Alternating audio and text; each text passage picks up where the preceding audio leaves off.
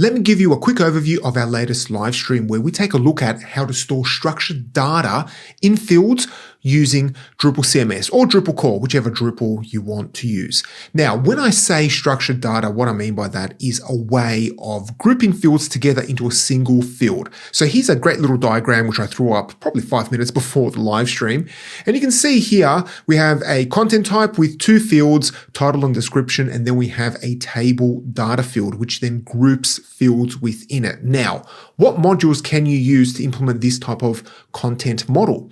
Well, the first one, which I recommend you take a look at, is called paragraphs. Now, I've talked about paragraphs a lot and people use it to control layouts, but you can also use it to group fields together because paragraphs did start off its life as field collections, if you remember that in Drupal 7.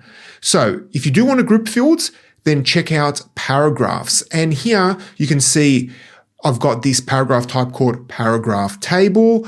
We can edit all of the paragraphs and the individual fields within it. Now, some people have opinions on the actual database schema that paragraph creates if you do have a lot of fields and paragraph types, but it's a good module to take a look at. Now, if you are looking for an alternative to paragraphs, I recommend that you take a look at custom field. Now, custom field works in a similar way, but instead of creating 2 database tables for every single field, because Drupal creates a revision table as well as a main table, custom field adds all of the properties onto the single table. So if we click on this screenshot right here, if you add in fields to this custom field, it'll add it as a column. So instead of having 20 or 30 separate tables, you have a single table for the custom field, and each property or field will be a column on that field.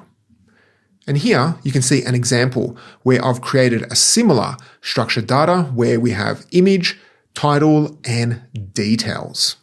And then if we edit the field, you can see that we can define our custom field items up the top here. And then if we scroll down, we can define the widgets that the custom field items will be using.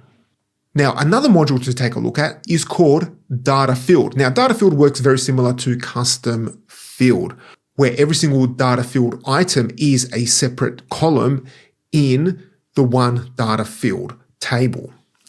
And if we take a look at the widgets, you can see that the widget nicely displays all of the grouped items in a table format.